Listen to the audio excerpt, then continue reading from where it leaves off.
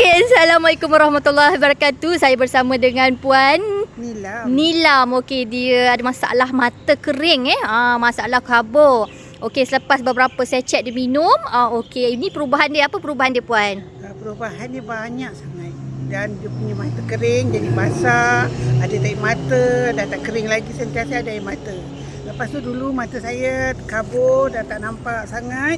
Tapi alhamdulillah sekarang semenjak saya minum kopi mata ni, mata saya jadi terang. Daripada mata saya kanta dulu yang tak sesuai, dah sesuai semula.